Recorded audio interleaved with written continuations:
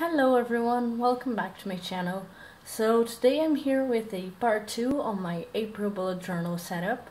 And for those of you who didn't watch the first part, make sure you watch it. It will be linked in the description and also here on the video.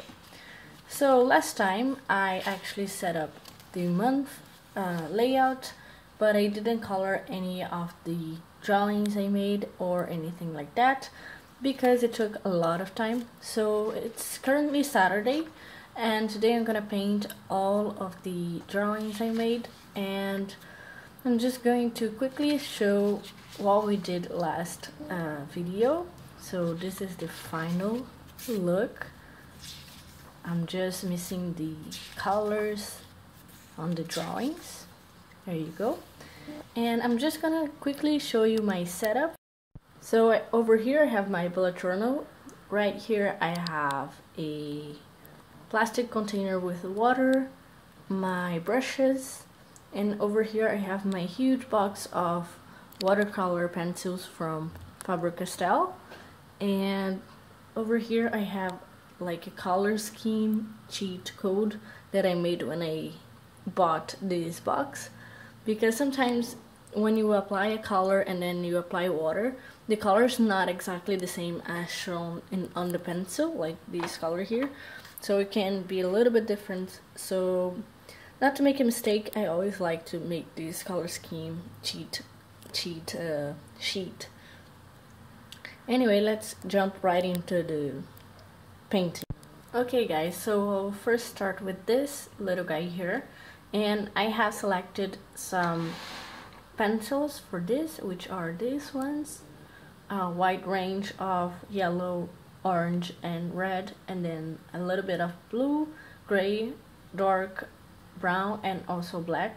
If you guys want a more in-depth explanation of which colors I use and how to draw or how to paint, I can make a separate video on that, but for now it's just that.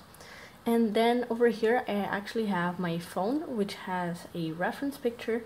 When I'm painting, I always like to have a reference picture.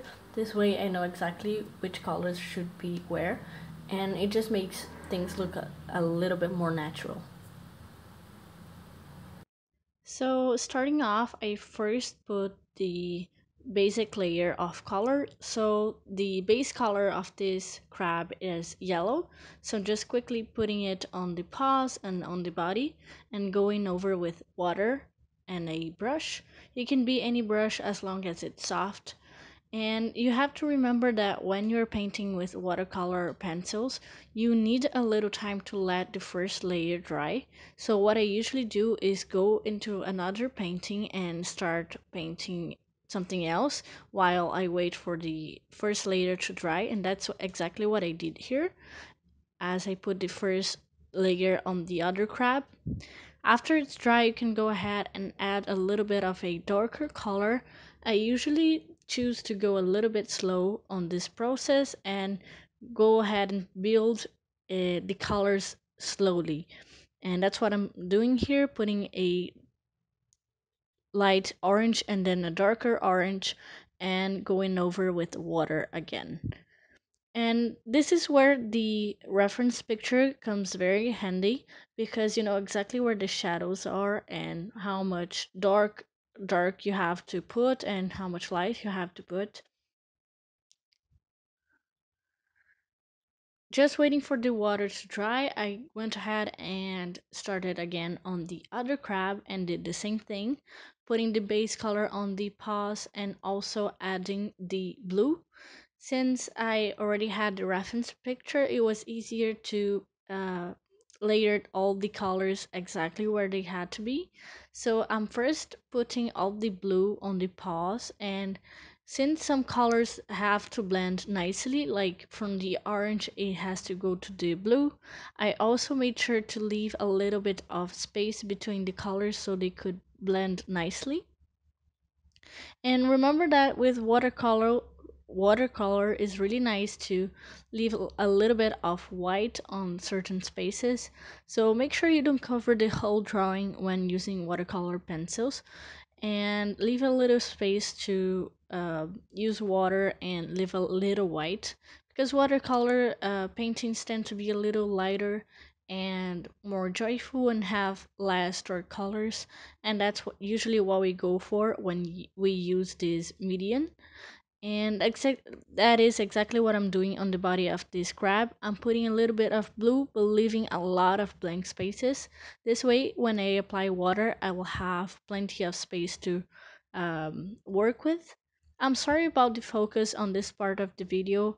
Somehow my camera decided to focus on my hand instead of the drawing, but soon enough the focus will be back on the drawing. Here I'm just putting water over the pencil, and what you have to be careful with is to always wash the brush when you change the color. So for example, if you're putting water over blue and then you jump into the orange, make sure you wash the brush before, otherwise it can mix the colors that you don't want to mix.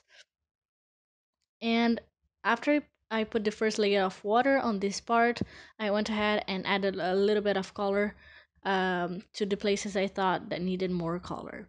Jumping right back into the other crab, I started to put the Rio bright colors, which were the red and also some browns. And again, the camera decided not to focus on the drawing, just on my hand. I'm sorry about that, but it will soon go back into focusing the drawing.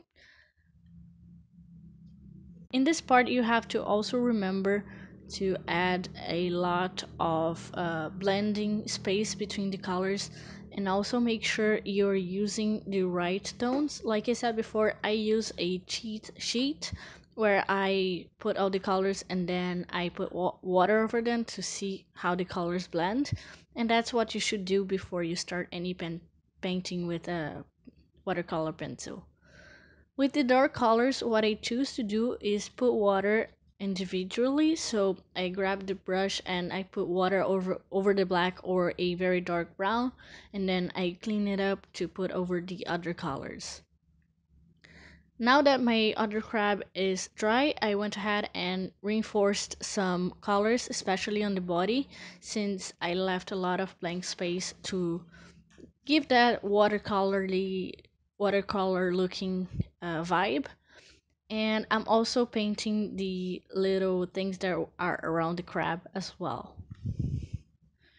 For this crab here, I actually didn't like very much how it was looking, so I wanted to put a little bit more of contrast. To do that, you have two options. You can grab the brush and put some water directly into the pencil and then put the pigment into the paper. This will leave a very pigmented color onto the page, or you can add more layers of color and then go over with the water again. I did the second option, and it really brought some contrast into the drawing, which I like. Moving on to the next page, these three drawings are a little bit more simple, so I decided not to go super crazy with the colors and I just stick with the orange and yellow. I also did some shadowing and lights on these big crab, but again, I didn't go super detailed or anything like that because this was more of a doodle other than a actual drawing. So I just went simple with it and then just put some water to close the painting.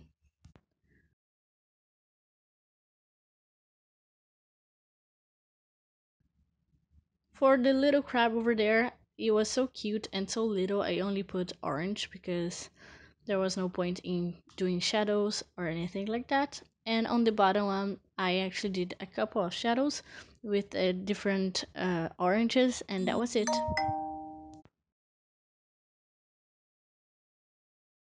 This big crab here was basically the same idea. It's more of a doodle other than a actual drawing, so I just used two oranges and one yellow and also black for the eyes. Just a really simple and basic painting that looks cute with this simple page.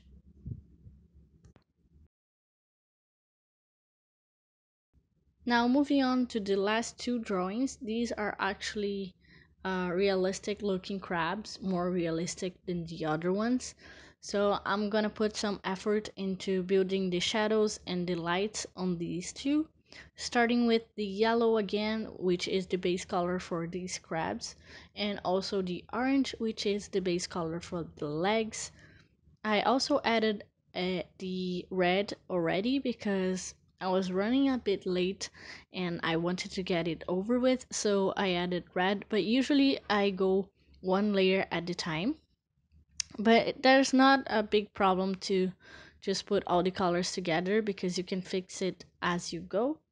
Again, putting color brings into really brings the drawing into life, and it's really helpful to have reference pictures on this time because you can check if the shadows look right and if the colors look right as well. Here I just remembered that I didn't finish drawing completely this crab, so I grabbed my pen and went ahead and did a little bit more of details on the body. And then, as you can see, I also left a little bit of space on the body to have blank space to have that watercolor looking vibe.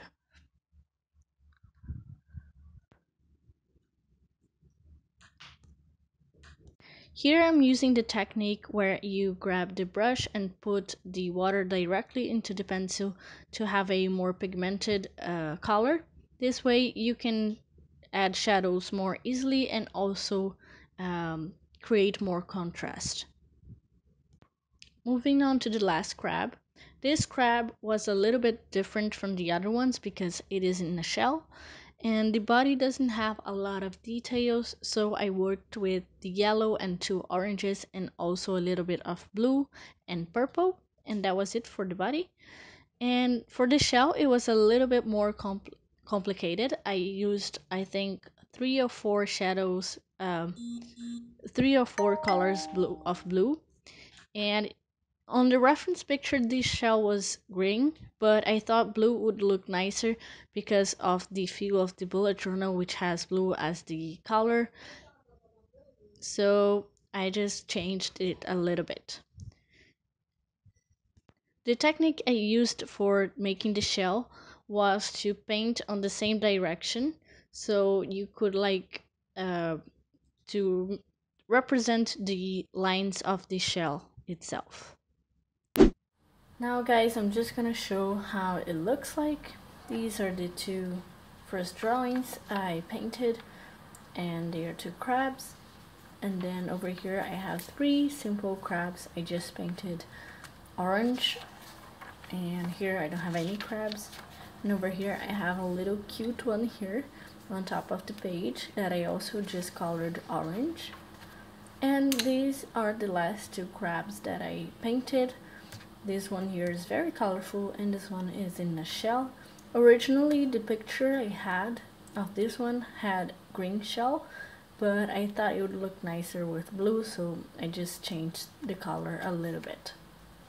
And after that there are no more crabs, just the normal bullet journal setup.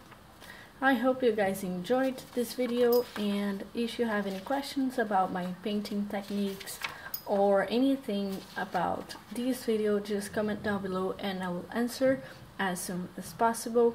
And don't forget to check my other videos on my channel and subscribe. See you!